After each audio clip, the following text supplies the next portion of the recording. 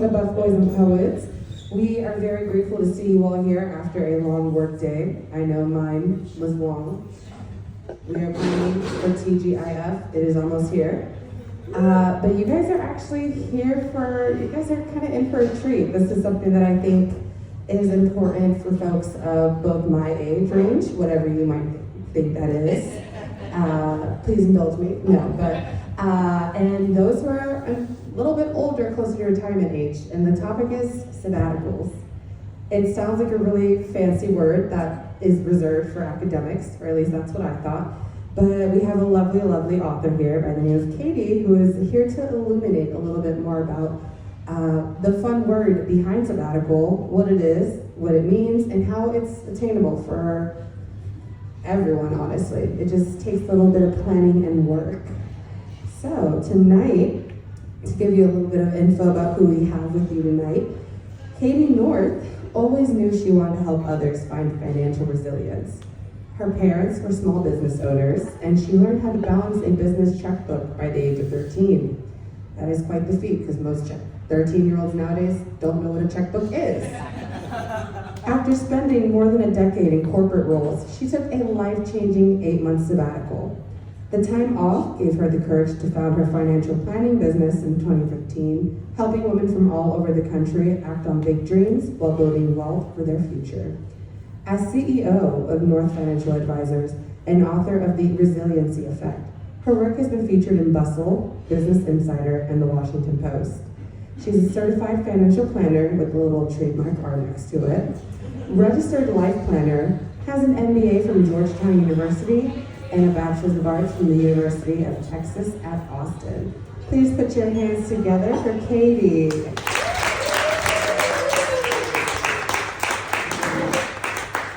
you, everyone. Thank you so much.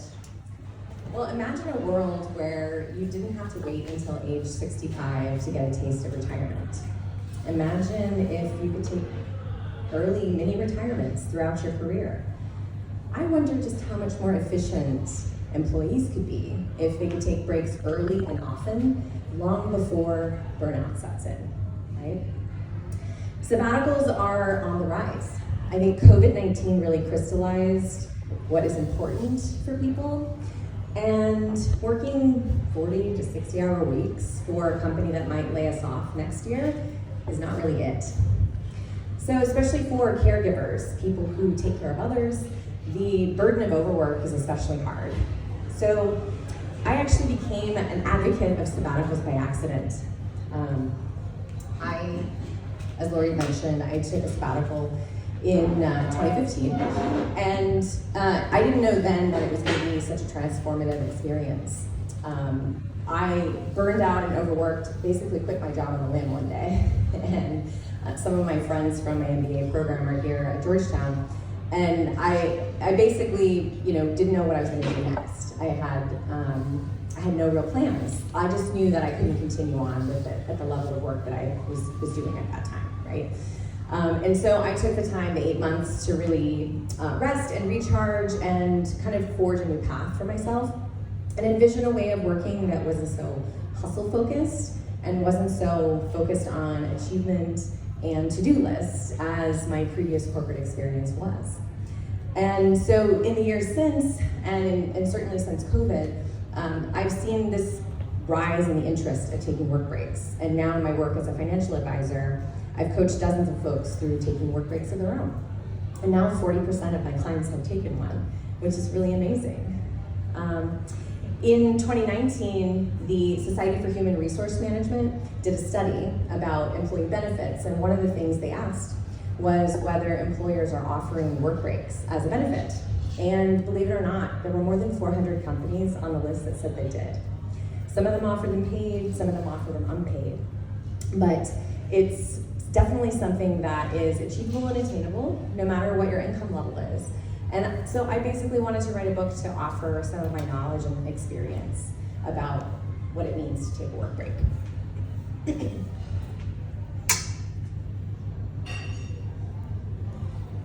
So in essence, I think what makes the time right for a sabbatical is when there's change on the horizon. Life changes, whether it's you're mid-career and you're thinking to yourself, man, I don't know that 3 more decades of this is really possible. I kind of need a break to rediscover some new stuff, maybe take a pivot. Sometimes people want to take a break because they're in a caregiver role and they actually need more time. More time is being commanded of them than they thought. And juggling work and juggling life has been a little too much, so they might take a break for that. Other times people want to finish projects they've had on the back burner, or learn new hobbies, or do some sort of cross-training, just to experience life in a little bit different way. So there's all sorts of reasons why people might take a sabbatical, including an unplanned reason.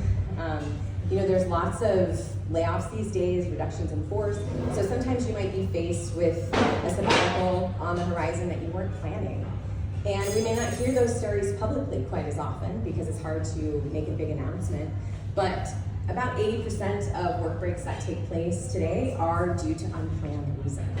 So you may find yourself at one point or another needing to consider this, even if you weren't planning on it. So what is a sabbatical? And why do I use this word? To me, when I took my work break, leaving my corporate job, I thought the word kind of gave it credence and meant that it was somehow sanctioned or something that was serving as a bridge to whatever came next and came my way. Even though internally I didn't have any of those things planned or settled or sorted, the word sabbatical just felt more serious. I think a lot of people use other terms like work break or career gap. Gap year is another word, and I think a lot of those words might have a different connotation for folks and might not always feel so safe and secure. It might feel a little bit like there might be something wrong. And I think that's what we face when we explain to folks that we're taking a work break is it feels like, well, what's wrong with you? What's going on? But there has to be a reason. So I kind of own the word sabbatical because I feel like that's my reason. I just want to take a work break. It's a lot of times when employers offer this as a benefit, they're offering it to you as a weeks-long break from work. Like, hooray, you've been working here for 7 years, here's 3 weeks off. And in Europe, folks, that's a vacation. That's not a break from work, right? And so the kinds of stuff that I'm talking about typically in my book are really to take months long or even a year or more long break from work. So that's a lot of the tips that I provide in the book. But certainly if you have an opportunity to take a weeks-long break from work, jump at it. I mean, that's great. Your focus is probably going to be a little different from someone who can find a way to take a self-paid break for months down the line. But no matter what, whether this ends up being something paid or unpaid or planned or unplanned, it's going to be extremely transformational. My work break, I really hold it up as one of the most pivotal and important times in my life, and I don't think I knew back then that it was going to be that for me. But it was an amazing experience, and not because I got to travel the world and have this glitz and glam break that was amazing. I got to do a little bit of that. I got to do a little bit of traveling, but really because I got the chance to focus on me and figure out who I was when I wasn't working, and that is a gift that is just unmatched, in today's society. So in my book, one of the things that I like to offer at the end of each chapter is some questions for reflection. I'm a big fan of journaling, and I feel like maybe one of the reasons why I'm an author is because I like to process through writing. And so I offer writing, or they could be talking prompts for you in the book, but one of the things that I often offer is just open-ended, thought-provoking questions. And so whenever you're thinking about designing a sabbatical for yourself, a question you can ask is, what new things do you want to experience while on a work break? It doesn't necessarily have to be big, huge, glitzy kinds of experiences, but it could be the meaning behind what you want to get out of your break. I think at first glance, what most people think of in a sabbatical is that you think the concern is, how am I going to afford this? Anyone ever had that thought? How am I going to afford this? Yeah, absolutely. Because it's not a normal financial goal that people have to take work breaks, it's not yet sort of mainstream to kind of think about it this way. And yes, at first glance, that is a big question. How am I going to afford this? But really, behind most of the concerns is a lot more mindset focused. It's, what am I going to tell my friends and family about this? What am I going to tell my employer today and my future employers about my work break? A lot of people carry concerns around, am I going to actually be employable after this? Right? If you have the dreaded gap on your resume, are you actually going to be employable? And then finally, there's a lot of concern about what you'd actually do while on work break. If you had the luxury of time, what would you actually do? And these are all very valid fears and concerns that I talk a lot about in the book. I had a client who agonized over this decision for more than a year on whether to take a work break. And we'd come up with a beautiful financial plan. We'd put together all sorts of contingencies. And at the end of the day, it really wasn't the finances that were going to prevent her from taking a work break. It turned out she was really struggling with this question of, what am I actually going to do when I get back from my work break? And is this going to be possible? And I don't have the answers for her, of course, but I'm certainly able to be there with her and be present while she tried to figure this out. And at the end of the day, she had to take a little bit of a leap. And basically know that she couldn't figure all these things out before she went on sabbatical, that it was actually going to be part of the journey and part of the process. And so by the end of it, she ended up taking a year-long break, and she didn't have all the answers until towards the end. But it turned out to be fine. She figured it out. And I think that's one beautiful thing that you kind of have to trust when you embark on something a little bit more avant-garde, such as a work break, is you sort of have to trust that things are going to work out. So one of the things that's really important is to have support around you when you embark on something like this, especially if you have family members that might not be as supportive as you might think at first glance. So what resources and support do you already have? And where could you muster additional support if you needed to, right? There's all sorts of groups that are popping up these days. There's a Harvard professor that's starting to do research on the concept of sabbaticals. I talked with another professor in New Zealand that's doing a study on this topic. And there's another group called the Sabbatical Project that has Facebook groups and podcast episodes interviewing people who've all taken work breaks so that you don't feel so alone in this process. So my hope is that this is going to become much more common, especially as we're all not just living a lot longer, but our sort of standard of care or our health is much better well into old age. And so there's an opportunity to reinvent ourselves so many more times during our careers that my hope and my prediction is that work breaks will be one of those things that help mark these pivots and changes throughout our careers.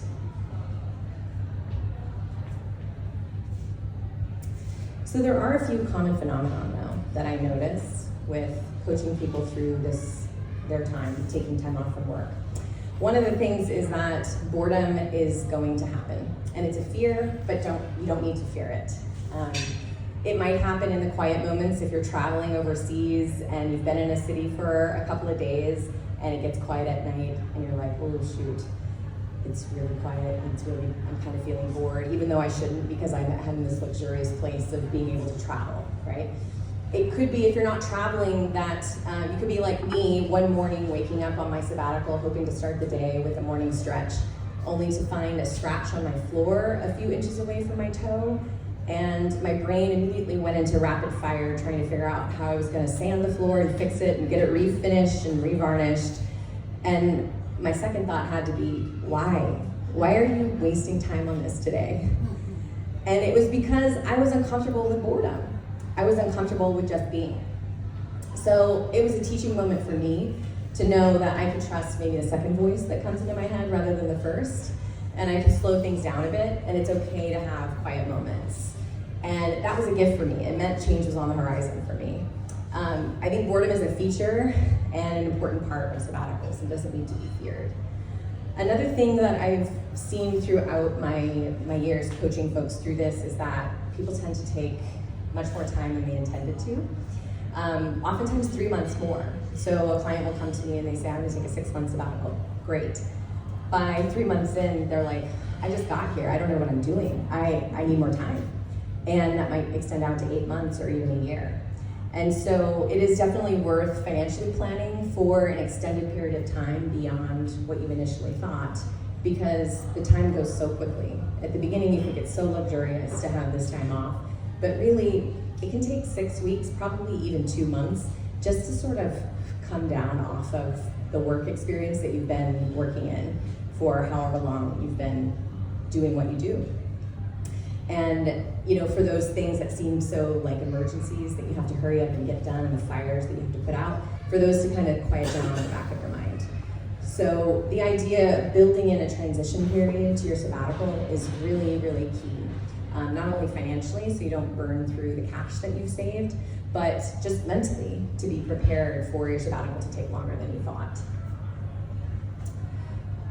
The other thing that tends to happen is life doesn't stop, right? We have family members, we have friends, we have cars that break down and roofs that might spring a leak.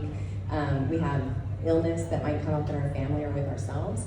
And so it's also really good to think through contingencies and to make sure when you leave a role and you were potentially relying on insurance benefits and things like that, disability, life insurance, etc., that you maintain coverage of certain important things like that, so that you're not kind of taking a risk where risk really doesn't need to be taken.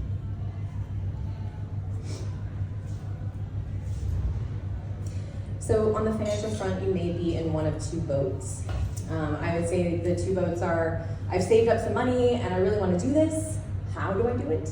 And the other boat is, I got no idea, I just want to start from scratch. Like, where do we begin? So the key thing with the first scenario is to remember, you don't have to replace your income that you were making while you are working. You just need to replace your expenses. And so you can get really creative if you say travel to a place that's much cheaper, or you find a way to get your expenses down to a level where they're much lower than they were before. And so you can calculate pretty easily if you've got a chunk of money set aside, if you can figure out and really dial in what your expenses are. You can take that chunk of money, divide it by this monthly amount of your expenses, and you can find out pretty quickly how many months you could take off from work. And knowing that run rate, having that in front of mind, can be really empowering when you're kind of facing with this deep concern of like, am I actually going to be okay taking a break from work? Another tip that I give people is to set aside a second bucket of money for one-time expenses. Things that you want to do, like a hobby or a class or something really fun, like a trip, to make sure you have money set aside separately for that, so that you can think about it in a separate bucket and you don't necessarily mess up this concept of the run rate. You've got your base level expenses covered.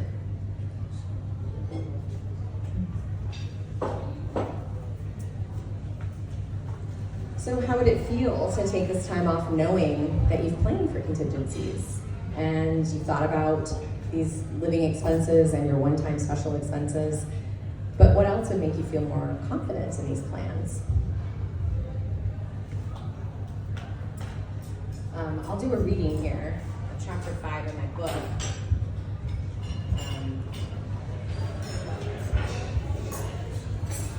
It starts with, have a goal, make a plan. It's all about putting together your own personal priorities. Do you want to prioritize the fancy annual vacation, or would you rather save up for the big chunk of time off? Would you be willing to give up on buying yourself lunch once a week if you knew you could put an additional 80 to 100 a month into savings? Do you have to have the latest gadget, or does it make sense to save cash on something refurbished so you can put the difference into savings? You can see how there are trade-offs in everyday decisions, so focus on the things that are most important to you. Make sure your spending and savings reflect your values. Sacrificing a little in the short term won't be as painful when you know exactly what you're focused on in the long term. Almost any new money could jumpstart your savings toward a sabbatical, like a tax refund, a gift or inheritance, bonus, stock compensation, side hustle income, or even making an intentional choice to save more with every raise that you get. If you are starting from scratch, you don't need to be too concerned with how much money you make or don't make. If you simply start with a savings rate, a percent of your take-home pay, you could actually get pretty far. It's a pretty easy lift if you started with, say, 10% of your income. This is a chart I offer in the book in chapter 5, which the way you read it is basically like if you save 10% of your take-home pay, you could fund a 3-month sabbatical in 2.5 years of saving. You could fund a 6-month sabbatical every 5 years. You can see pretty quickly how this becomes attainable as a goal, much easier, so much more tangible than, say, a retirement goal, which often many decades out in the future. And you can see how it might be easier to stick with a savings plan like this when it's 2.5 years long versus 2.5 decades long, right? But it is income agnostic. Obviously, if you make more, you probably could ratchet up your savings rate a lot more than someone who makes less. But there's certainly a tangibility to this that I want to emphasize.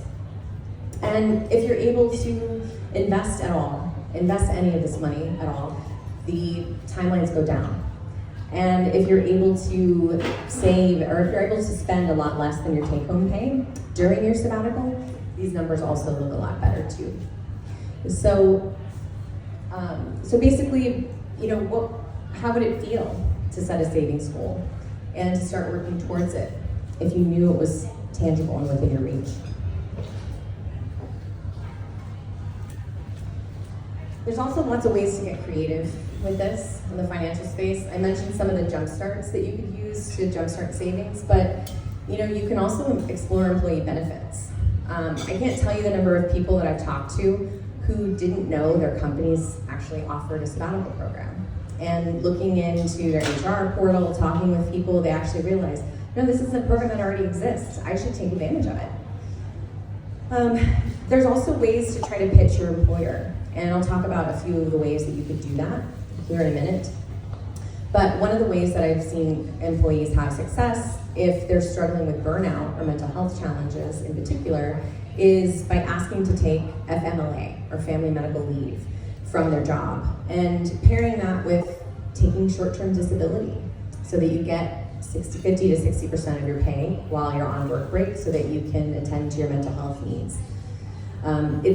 It's a health issue, so it's definitely protected, and your job is safe for you for 3 months. So that's kind of a unique and creative way that I've seen people get the time off that they need to recover from burnout and find a new trajectory for maintaining their work going forward. But you could also teach English in another country, apply for a fellowship where you get stipends, right? There's lots of ways that you could get extremely creative on this. So I challenge you to kind of look into some of these things. And some other tips to explore. In my book, at the very last chapter, I offer something called bonus content, money-saving tips for sabbaticals. And it's kind of like a laundry list or a checklist of things that you could look into related to taxes and benefits for getting healthcare subsidies and all sorts of things. Because basically, if you think about it, when you stop working, your income's gonna go way down. And so your tax bracket goes down, the ability to apply certain types of tax benefits and tax breaks goes up. And there's actually a lot more planning that can be done on this front. Student debt is often a big burden to bear for many folks that might be thinking about taking a work break, but you can also apply for forbearance if you separate from employment. And that goes for both federal programs as well as some private student loan programs as well. But also, if you're in a position, maybe you're a higher earner, you may want to look into trying to max out some of your benefits before you even leave. So you could spend some time your last few months before you leave on sabbatical maxing out your 401k and figuring out whether you have the cash to maybe fund a Roth IRA with money that you've got left over now that your income is going to be going down. So, and another couple of tips that I often give are making sure you use up your flexible spending account money, your FSA money, before you leave, because those are use it or lose it accounts. but also just making sure that the emails associated with your accounts at your employer, like your 401k and stuff, are going to your personal email, not your work email, right? Because then if you want to reset your password, you can't do it anymore. So make sure you tackle that too. So there's a few things that you can't do on sabbatical. If you're obviously leaving work intentionally, you can't apply for unemployment unless you were terminated.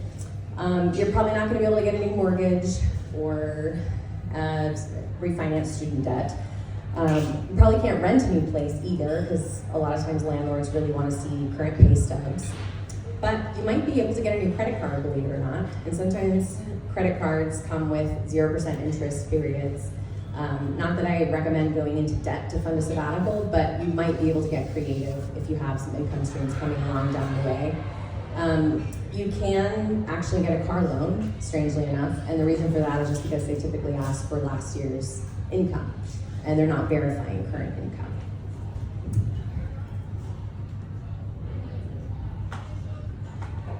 So when do you think you can make time to learn more about some of these options? So if this is something that you're interested in doing, I've got a few more ideas for you. The first thing I'll talk about is pitching employers. I highly recommend offering them to start with a pilot program. Maybe you can be the first employee to take a sabbatical.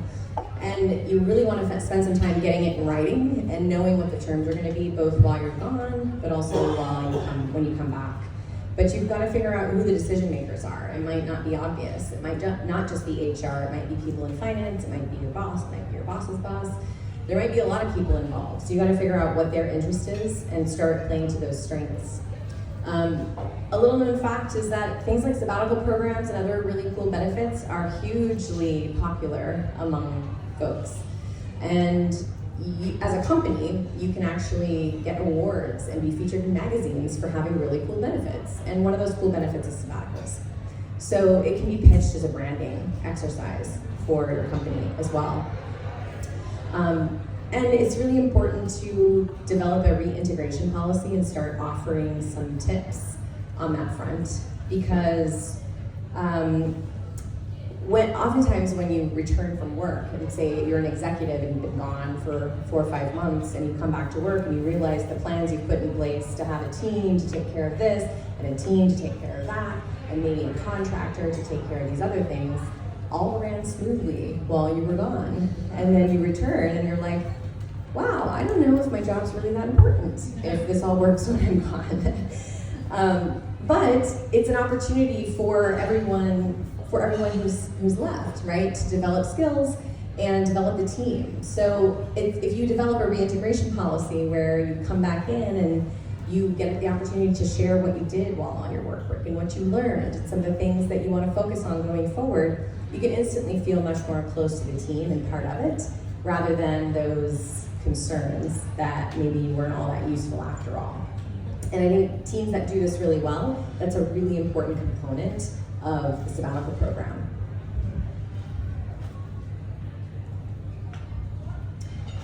So be thinking, how could you best pitch the benefits of a sabbatical program to your employer, and what do you think is going to land with them?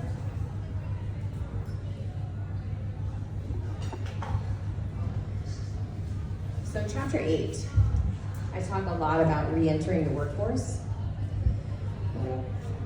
You don't get jobs by applying online, hard truth. Most people get a job when they network, when they know someone who's hiring, or when someone is willing to make an introduction for them. When you're re-entering the workforce, it's going to take time. People get hired by people, says Audrey Daniels, who's an inclusive leadership and development expert. It's essential to continue to expand your network leading up to re-entry into the workforce. You'd be surprised how many people want to help. Hiring timelines, though, for employers can last 60 days or more, depending on your industry and role. After the transformative experience of your sabbatical, you don't want to put yourself in the position of having to settle for the first job that comes along. So it's a good idea to plan to cover your living expenses during this transition time while you're actively job hunting. based on my experience, finding another job can realistically take several months, maybe even 6. Building your professional network and getting comfortable talking about what you want to do, where you've been, and where you're going are the most valuable places you can spend your time toward the end of your sabbatical. Don't let stale and unhelpful beliefs about work breaks deter you from connecting with people about why you took time off and what you learned. Future employers are getting you at your most refreshed state, along with the depth of your experience and expertise, which you have not lost while on break. So own it. It's really important, I think, to get curious and start crafting your story upon re-entry about what you want next out of your role, out of your team, out of your schedule, and out of the type of work that you do generally. And I think the more clear and the more you're able to communicate this to others, the more others are actually going to be able to help you. When we simply state to someone, I'm open to anything, I'm cool, just, yeah, whatever, I'm open to anything. It's really hard for us to help you figure out what we can do to help you. But it's much easier when you say an industry or a role or a company that you're interested in learning more about, because that will spark ideas and say, oh yeah, I know somebody who works wherever. I can put you in touch, no big deal, right? So it is really important to spend time towards the end of our work breaks getting very clear about what we want. It's okay if we change our minds though. We can do the work to learn more about this stuff, and we can change our minds, and we can say, you know what, I looked into that, and I don't really want that. I can change my mind, right? But this is a big fear that people have coming back from work breaks, is how do I talk about this? And I have to say from experience with clients that employers care a lot less about your work break than you think they do. And actually, they might even be intrigued hearing more about what you've done on work break, or even how you were able to take a work break. I had a client tell me that she actually got the job because of her sabbatical. She started talking about it, she shared about how she was a good steward with her money, she gave herself the gift of a self-paid sabbatical, spent some time traveling, but mostly just took it easy. And the employer was like, that's really cool, how did you do this again? And so she ended up taking a detour and spending the time during the interview to talk about her work break. And she ended up getting the job. I've had plenty of other people tell me that they're not even getting questions at all from their employers. Even tech folks, people who do like Google interviews, right? That they're not even getting questions at all about the work break. So it's probably not as big of a deal as you think, but it's still really important to craft your story around this. And the more you develop confidence about what you've been doing, the more it's gonna work in your favor in your job hunt.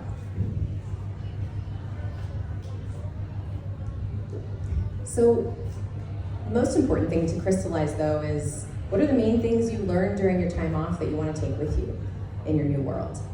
And how do you want to move about your world and your career differently coming off of work break?